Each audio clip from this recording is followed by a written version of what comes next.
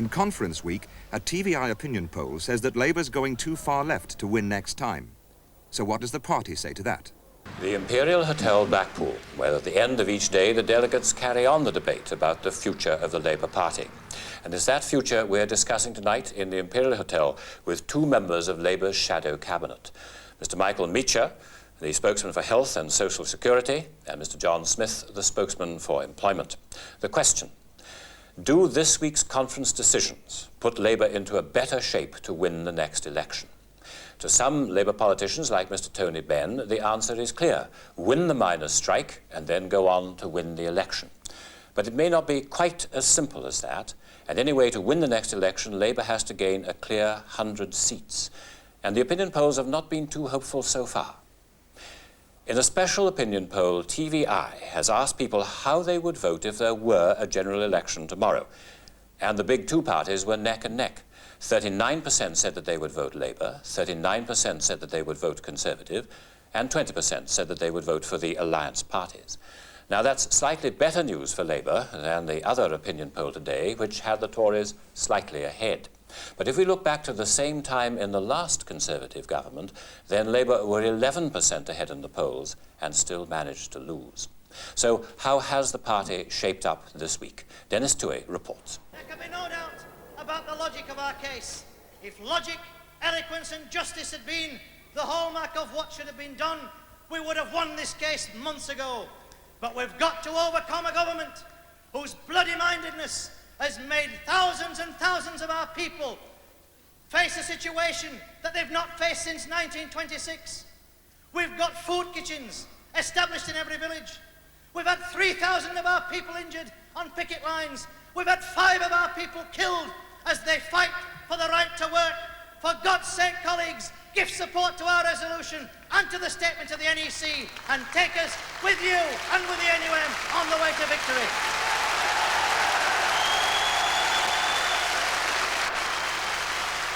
The electricians' leader, Eric Hammond, made a hugely unpopular attempt to swim against the tide. He argued that conference's refusal to condemn violent pickets would damn its general purpose of winning votes and power. Conference can indulge itself with unthinking emotion today, but they will live to regret this charade at the next election. Quotation: we should not be passing resolutions and looking with confidence to elections 2 or 3 years hence, but we should realise that the vital struggle of the age was upon us here and now, and we should sit down to the hard, concrete work of devising measures for taking part in the struggle and driving the government from office and from power, unquote. Is it familiar? Is it Scargill? Is it Skinner? Is it Heffer or Ben? No, and it wasn't this year. It was taken from the 1926 conference report, and the speaker was Oswald Mosley. Beware the road you tread. I oppose the statement and the motion. What happens here in this hall is only part of the history of any Labour Party conference. What happens here combines policy making and political theatre, a dramatic public representation of the hopes, the fears, the commitment of the Labour movement. But there is much else that happens away from this hall, at fringe meetings, at ad hoc gatherings over a pint or a cup of tea. And what is said by delegates at such gatherings is often a way of defining the mood and spirit of the party. And what many delegates are talking about this year, apart from the urgent issue of the miners' strike, is the longer term, how to regain some of the ground lost disastrously at the election last year, and how to put together a strategy that will find favour with the voters next time around. Well, you can criticise the trade union bloc vote and trade unions. At a meeting of the Labour Solidarity Campaign, the subject was prompted by the simplest of questions. Let's get down to the nitty-gritty. What does the panel think the Labour Party has to do to win the next general election? Gosh, discuss. That's what I like about Glasgow. Ask nice little portmanteau questions that you can answer briefly and concisely. Well, I think the most important thing the party's got to do is to re-establish contact with an enormous number of people who, in fact, regard it as the traditional method of fighting their corner, of really standing up for what matters from their point of view. I think that the party has been divorced to some extent. And there's no doubt at all in the recent years it's been seen as very introspective, involved in arguments of almost theological nicety that no one can understand. And I think we win and we lose on a competence rating, because that's what cost us the last election. The feeling that we couldn't organise a drink in a brewery. And we've got to get past that, and we've got to establish our credibility. Yes, well, clearly what we've got to do is to win 120 seats. Ah. Yeah, I mean, that's what we've got to do to win the next general election. It is often argued by the Labour left, and often disputed, that out-and-out socialist policies are not only morally correct, but can also win votes. But we also have to remember as well the lessons from the June last year national elections, where at a time when we were losing many safe Labour seats, we actually in Liverpool left ourselves in a position where there is not one single Tory MP for the first time for 120 years. Where Terry Fields, the Labour member for Liverpool Broad Green, got in with a majority that if that swing had been repeated throughout the rest of the country, we wouldn't have had Thatcher in number 10, we would have had a Labour majority of 100, thus smashing the myth that somehow the left, that militant supporters, on electoral liability. If left-wing policies are not an electoral liability for Labour, and that was the vociferous opinion of delegates, then neither, according to Tony Benn, is the event which is the backdrop to this conference, the miners' strike. On the contrary, their ultimate victory would lead, as he sees it, to victory for the party. Now we know, comrades, that if the miners could be beaten, and they cannot be beaten, Labour's hopes of an election victory would be fatally damaged. When the miners win, it will give hope and confidence to millions of people and open up the prospect of a Labour government empowered by public support to advance towards socialism. The miners' cause is linked in the slogan "Jobs, not bombs" with scrapping nuclear weapons. But Shadow Foreign Secretary Denis Healey, though supporting the policy, had doubts about the Polaris missile. I think we can't leave disarmament negotiations to the Russians, Americans alone, and I think we should put Polaris into the arms negotiations, as we say the Tories should, because the country and the world can trust us. It cannot trust the Tories. And I ask you to ponder these issues over the few years still to go before Maggie Thatcher finally mounts the scaffold. Thank you, comrade. Jim Callaghan.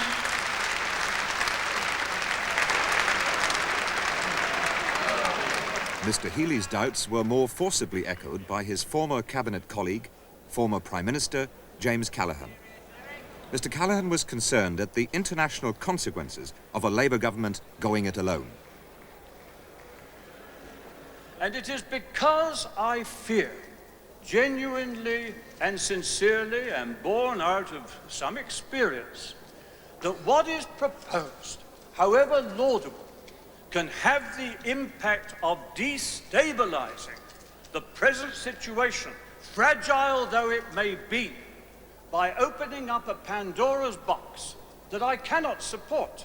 What is proposed in the manner of taking unilateral decisions that will have a profound impact upon our allies and also upon those in the Warsaw Pact. At the end, however, there was a 4-to-1 majority to give up nuclear weapons. Once again, conference has persuaded itself. But it's in the world outside conference that persuasion must take place if Labour is to win power again. And according to the poll conducted for TVI, on the question of Britain getting rid of nuclear weapons unilaterally, persuasion won't be easy. When voters of all shades of opinion were asked what they thought of such a policy, only 33% agreed with it, 60% disagreed. And even among Labour voters, there was sharp division. 50% agreed with unilateral nuclear disarmament, nearly as many, 44%, disagreed. So a lot of hard campaigning will be needed on that point. The TVI poll also asked 2 general questions about the party, one each to Labour and non-Labour voters.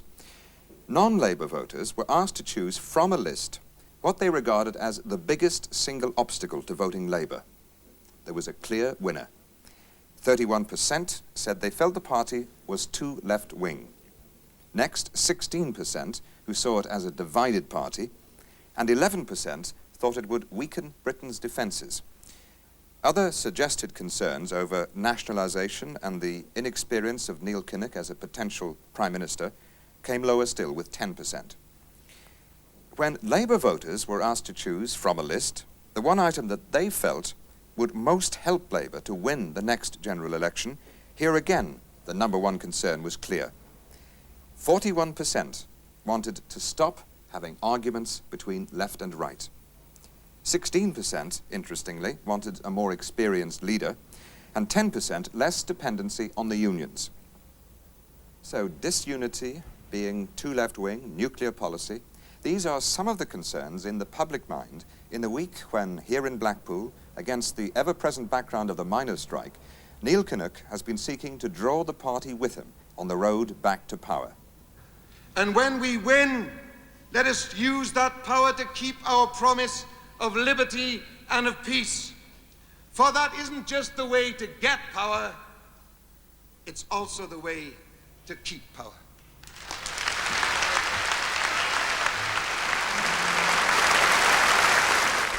Mr. Meacher, 31% in our poll say that the Labour Party is too left-wing is the main obstacle to their voting Labour. Now, how do you think you've pacified those people this week?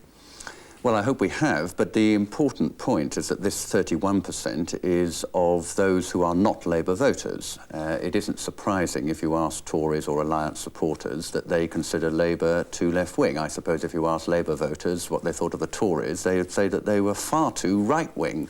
So it isn't particularly surprising. It's also a very general comment. They're always being told by the press, not of course in television, but by the press, that the party is very left-wing, and perhaps if they don't know the policies as well as we intend them to know those policies by the next election, they might be deceived into thinking that we are too left-wing. Our policies are what is necessary to meet the problems that Britain faces. We have 4 million unemployed nearly. We have a major problem over defence with Reagan increasing the arms race at a prodigious pace. You need radical answers to those fundamental problems. Our policies are no more radical than is necessary for the problems that confront us. Nevertheless, Mr. Smith, do you not think that some of the resolutions passed at this conference raise the obstacle to people voting for Labour? Well, the interesting thing about the poll, which is a very interesting poll indeed, is that it's more the style and tone of the party from those who are not intending to vote Labour at present, rather than specific issues. Because when you go through issues, you find, for example, that only 6% of Alliance voters think that defence policy is a problem for them voting for Labour. I find that fascinating. And I think, to a large extent, the Labour Party's problem, I think it's not so much the content of policy, but the style and manner of conducting its debate internally and its external presentation. And I believe, with many others in the party, that we've got to make that much better, make it much more crisp, make it much more relevant, much more direct, and more related to people's problems as they live their daily lives. And we're working very hard on that, and I'm not worried about the conference vote from that point of view, because I think we've got a lot of work to do, and we will start to do it between now and the next election. Mr. Meacher, do you think Mr. Scargill is helping in this? After all, many more people say Mr. Scargill is harming Labour's election prospects than helping.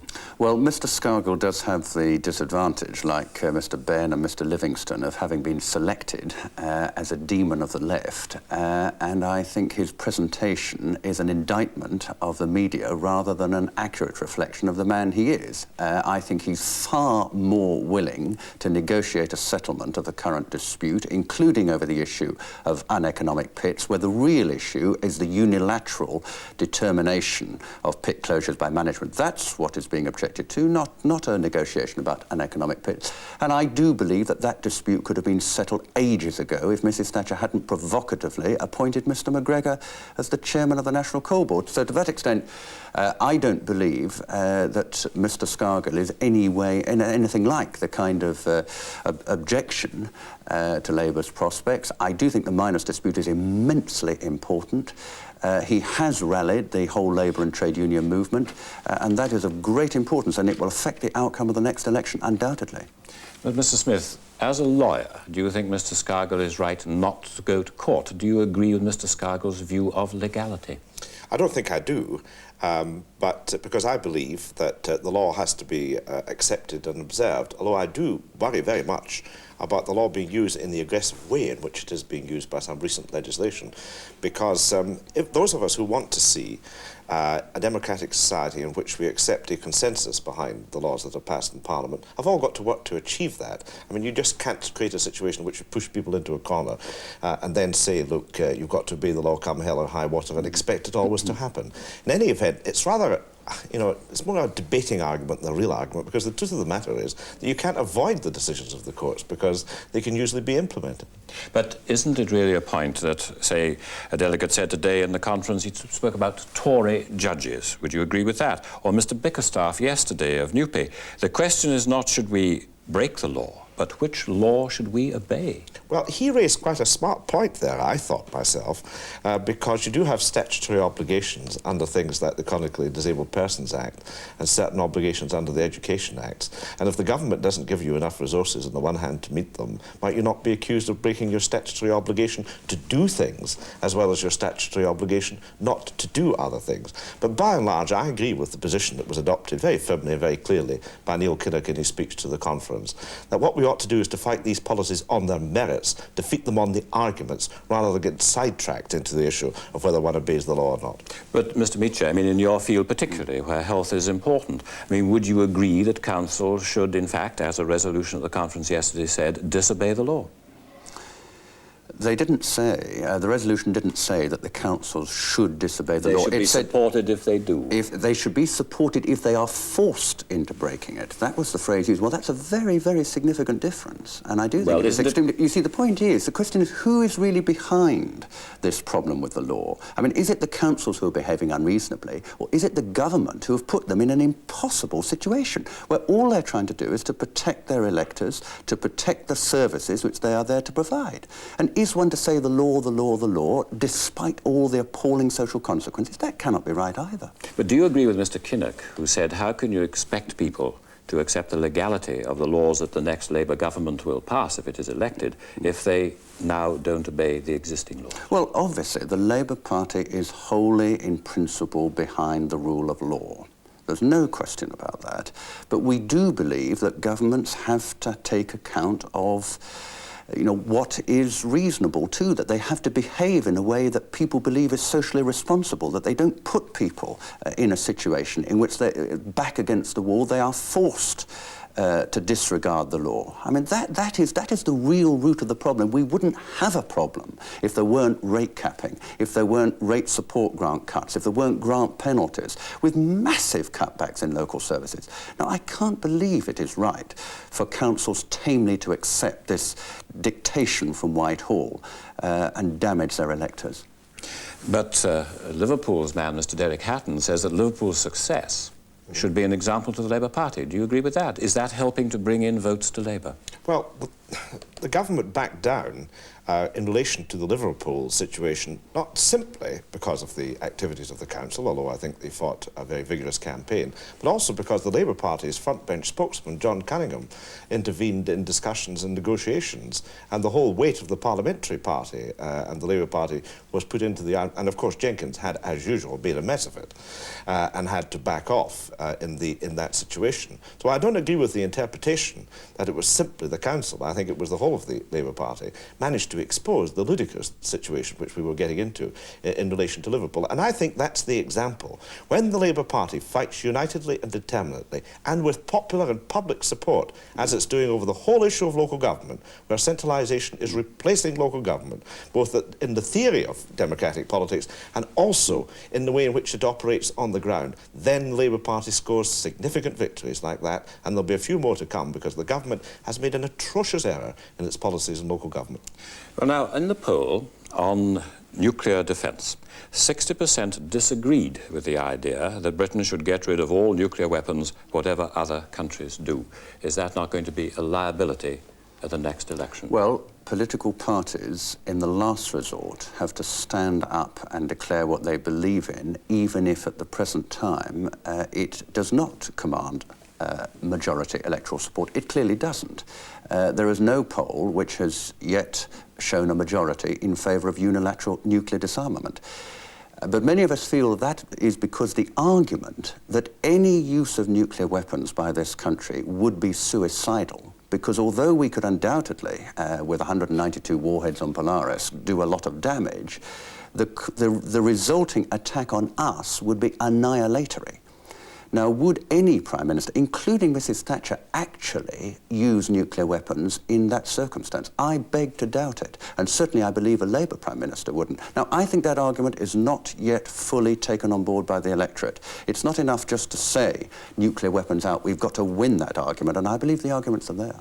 But Mr. Gavin Laird of the engineers who spoke, he said that the Labour Party policy looks like a sham which the electorate will see through very quickly. Do you agree with him? I don't. And I think the Labour Party is developing a very intelligent defence policy because it's saying, look, Britain can't be an independent nuclear power any longer. I don't think we could afford it, even if there were defence arguments for it. But that we have to stay as members of NATO, and our contribution to the Western defence should be on a conventional basis, which we can do properly, and which it is possible that you can use in circumstances where they're necessary. A nuclear weapon cannot be used.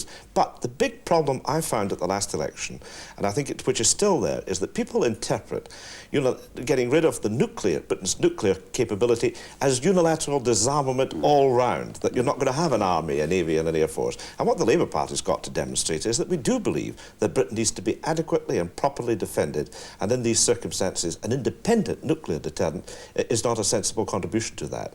And there are, of course, questions about American bases and all the rest of it, and a lot of the detail of that has got to be worked out, although I think it's fair to say the principle has been established at the conference. One of the other issues brought up by the responses to the poll is Mr. Kinnock too inexperienced politically? Very interesting that that was only put down as about 10% of an objection amongst all the objections. When I read the poll, it came out to me very sharply from the findings that the electorate weren't much bothered with this so-called experience factor.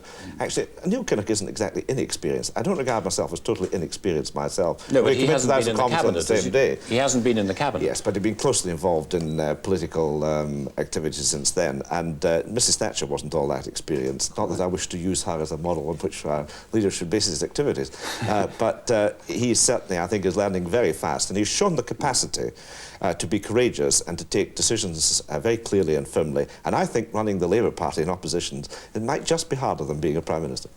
Do you agree, Mr. Meacher, with Mr. Hattersley this afternoon when he said that the Labour Party had got to adopt policies and stick to them, otherwise the voters would not take us seriously? You mustn't make too many promises. Has this conference adhered to that?